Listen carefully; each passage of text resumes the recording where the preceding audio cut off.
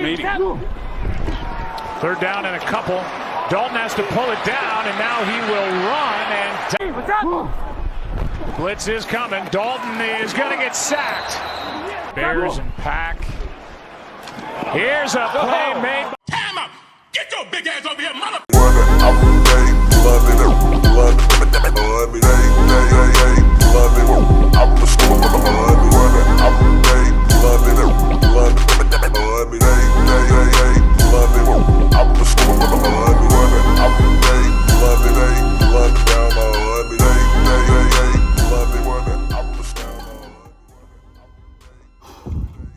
What's good, Cowboys Nation? It's your boy Cowboys Classic here yet again with another video.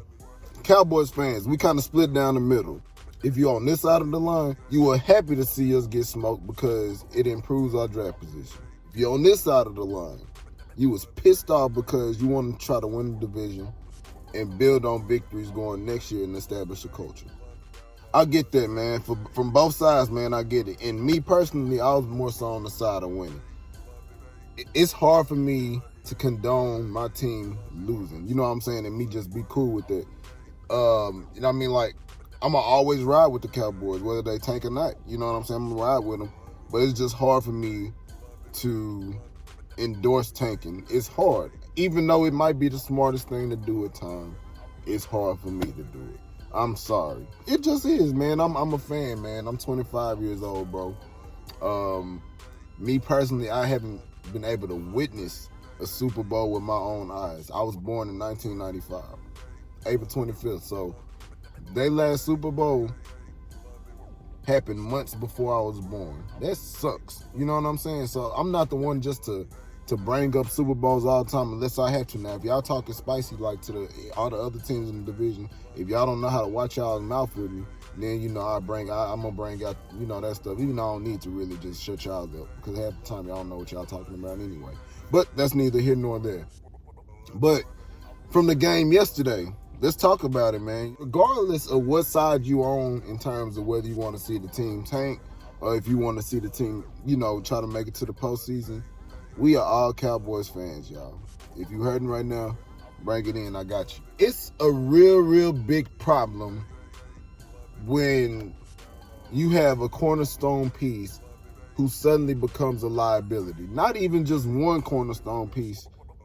I'm talking about two. This is not no slugs at them because I like both of these players a lot, bro. I love them. I'm a fan of both of them. You know what I'm saying? I really am, but let's keep it 100. This entire season, they have not been looking their best. Ezekiel Elliott and Jalen Smith, bro. These are two players who are supposed to be leaders on this team, I feel. Two players that we invested quite a bit into financially. You know what I'm saying? We invested a lot. Well, the team invested a lot in these two players. Jalen Smith just got a pretty nice contract. Now, it's a good contract if he was like playing like the top linebacker that I still believe that he can be. But when you're not playing up to that level, that contract looking a little too big. Ezekiel Elliott, we just paid you $99 million to be the best running back in the league, man. And to be the best running back in the league, you got to stop dropping the ball. He fumbles so much, bro, and it's like, I think that's more so a psyche thing. I think that's what it is. It's like those are mental errors, especially when you dropping the ball and nobody touched you. I feel like if he didn't drop that ball, we would have at least had a chance. But when you turn that ball over, your chances go from this to this quick. You know what I'm saying? So, and for Jalen Smith, man, now I do understand Jalen Smith. I get he had an interception, almost ran the thing back for a touchdown, big plays. You know what I'm saying? I love that. But let's keep it real. If you take that one play out of the game, what would you grade Jalen Smith? I don't know whether if it's just the coaches aren't putting him in the best position to succeed. I don't know if he's reading things too fast or trying to, diagnose the play too fast. I don't know if he's not understanding the scheme in which he's put in. I don't know. But he don't look like the same Jalen Smith that was running with Rod Marinelli. You know what I'm saying? He don't look the same, man. But I know he still got the talent. You know what I'm saying? He got the talent. He got the speed. He got the strength. You can see like he almost took it to the crib when he got the interception. But McLaurin, he ran them down and going fast as a mug. So, you know, like that can happen. That's not no shock. But Jalen Smith was moving. Don't get the game twisted. Like, Jalen Smith was moving. So it's not a question of his athletic ability. I think it's a question of here. You know what I'm saying? Like, not to say that he's a stupid player, because I think he's a smart player. But I don't know if he understands his role in the scheme, if that makes sense. You know what I'm saying? Like, it still feels like he's either A, second guessing, B, getting blocked, C, staying blocked, or D, getting picked on in pass coverage. That right there, man, like, teams are gonna target that. You know what I'm saying? Teams are gonna try to expose that. Teams are gonna try to take advantage of that weakness that we have. So that's why you see, like, whenever in the passing game he's in coverage, most balls going his way. Same with Zeke too. I mean, if they see that ball security has been an issue for Zeke, they gonna target that. You know what I'm saying? Even if it's not ripping at the ball all the time, if they can get in Zeke's head, they know that they got a chance of making him drop the ball. Hate to say that, but it's just like, dang, bro, like, you really want more from your cornerstone players. You know what I'm saying? If don't nobody else play well, the cornerstone pieces are supposed to play well. And because of this bad play that we've been getting from Ezekiel Elliott and Jalen Smith, fans are trying to come up with a solution. In the way that a lot of Cowboys fans are, they jump ship super early. You know what I'm saying? And they go based off of emotions a lot. So you hear a lot of fans talking about, we need to get rid of Ezekiel Elliott. We need to trade Ezekiel Elliott. We need to get rid of Jalen Smith. We need to trade Jalen Smith. Hate to burst y'all bubble, but that's probably not going to happen. Too much dead money from Zeke if we trade him. Like, Zeke is going to be with us for the next 2 years, I believe. Jalen Smith, if you release him now, because the way his contract's set up, you probably saving $400,000. That's not an awful lot. You know what I'm saying? Is that worth releasing somebody who can start for a lot of other teams? No. We don't. What's our backup plan? And let's be real. Sean Lee can't stay healthy. We got a lot of other young guys who are unproven. So what's really our backup plan? Michael Parsons maybe in the draft? You know what I'm saying? Like, and who knows if he's going to be something? You know what I'm saying? Because I feel like his instincts ain't perfect either. You know, he's just an athletic freak. That's what a lot of fans thinking. They're thinking we just need to get rid of the players and then move on. But I feel like if you going to move on from folks, you got to have a plan. What's your solution for moving on to them? Like, who's gonna fill that void that they have? You know what I'm saying? Who's gonna fill the void that they left? If we don't have that, then we're not getting better. We're getting worse. Francis Bernard, can you really count on him to be as productive as Jalen Smith? Luke Gifford, can you count on him to be as productive as Jalen Smith? Joe Thomas, you seen what Joe Thomas did when he was in there. Joe Thomas isn't bad, but still, like, we need elite linebacker play. You know what I'm saying? I feel like to complement what Leighton Vander Esch gives to us. And we've seen Jalen do it before, so it's just a matter of it clicking up here. Don't know when that'll be, but hopefully it'll be soon. I just don't think it's the way to go is to get rid of your talent. Either A, coach them better to where they understand the scheme, or B, change your scheme to accommodate the player. You know what I'm saying? Those are your only options. If you can't do either of those, of course you got to cut ties. It's not working. You know what I'm saying? But you got to be flexible enough in your coaching to adjust to what makes the team better. Speaking of coaching, that was probably the worst coach game I think I ever seen the Cowboys coach. Like, this year, I seen some stuff I couldn't believe. I'm like, bro, so y'all trying to lose for real? Like, this, the only way that y'all call plays like this is if you intentionally trying to throw the game. How dare you? Is it Bones Fossil who did it? I don't know if it was Mike McCarthy's call. But 4th and 10, was we on our 20? We was on our 20 or something, and you go for it. Our 20, 30, we was in our territory. Punt reverse or whatever it was that they was trying to do. I couldn't even be mad. I just looked at the screen like, bro, what are y'all do? Like, I couldn't believe it. I couldn't be mad either. It was just like, yo, like, that's the stupidest thing I ever seen in my life. 4th and inches. When we're on 4th and inches, and you have a $99 million running back, what we doing trying to pass the ball with Andy, bro? When you have Zeke, who should be able to get 6 inches, or Andy Dalton, who should be able to get 6 inches on a QB sneak or whatever. It's ways you can get that other than making it hard on yourselves, trying to throw contested balls to your receivers, and the quarterback has not been on all day. You know what I'm saying? He hasn't been on. He just hasn't. There's a lot of questionable calls with the coaching staff, that I don't understand, didn't understand, and I probably won't understand. But that just shows, like, if this is what we're going to be doing every game, we probably going to lose. You know what I'm saying? That's just what it is. But the reality of it is we technically not even out of it. We can win 3 games and then mess around and still be, you know, and mess around and be first place in the division. That's just how the division would shake up, bro.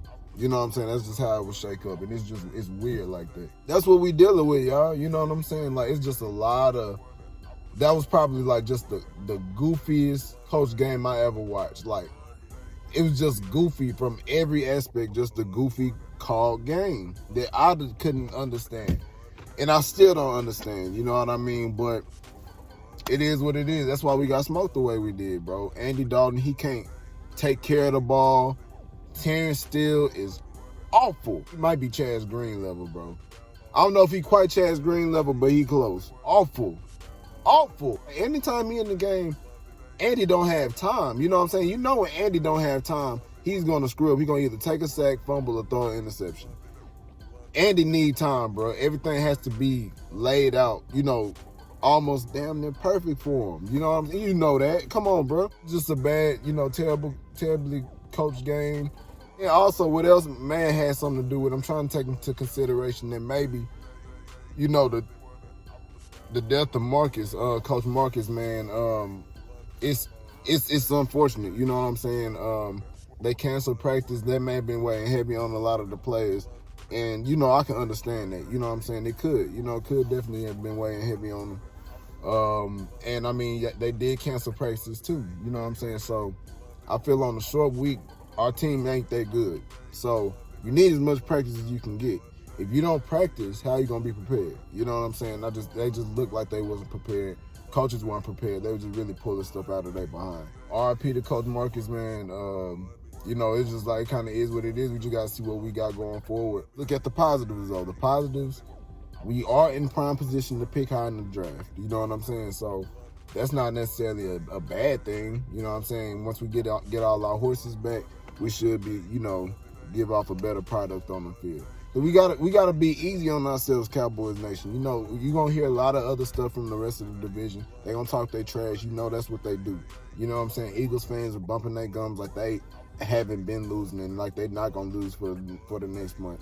They bumping their gums talking about Cowboys showed you that coaching matters and this and that. Shut up and worry about your own team, y'all. That's how I feel. Giants, they talking. I haven't heard them talking years, but they talking trash now.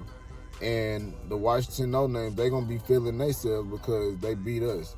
But y'all acting like they beat us at full strength. You know what I'm saying? So be easy on yourselves, Cowboys Nation. We didn't have Dak. We didn't have Tyron Smith. We didn't have Lyle Collins. We didn't have Tyler Biadasz. We didn't have Trevon Diggs. Byron Jones gone. Like, we got so many holes on the team, bro, to where it's ridiculous. Blake Jarwin, he's out. Like, Irvin, he got hurt. Zach Martin, he got hurt. Like, we got killed, you know what I'm saying, because we don't have the talent to really bang with other teams that do. And if any team was going to smoke us like that, Washington was, because with all the losses that we got on the offensive line, if you get pressure on us, you shut us down completely. You know what I'm saying? And then we played against somebody who probably got the best pass rush in the league. So what did y'all expect to happen, man? Like, if you really just digest and sit back and think about what we're, like, realistically supposed to be able to do, we wasn't supposed to win. You would think that we could overcome stuff like that just because we do have a great receiving core and this and that, and we still got Zeke. But, man, if you don't have an offensive line, your offense can't move. You know what I'm saying? And then when your offense can't move, your defense is on the field a lot longer. And then the longer the defense is on the field, the more they get exposed. Our defense is already not the best.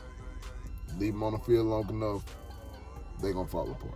But we can look to the draft, you know what I'm saying, get more pieces, and then hopefully build from there. Once we get all our horses back, if things are still looking bad, that's when you panic. But right now, this is evaluation time. It's evaluation time, man. Evaluate your young players, evaluate those who will be back next year, and then try to build from that. But Cowboys Nation, it's all love as always, man. Keep y'all head up, bro. It's going to be tough. Tough season probably is going to be. Still a chance technically, so we'll see what happens. We'll see what happens. I still love my Cowboys, man. Hopefully they'll show me a lot more.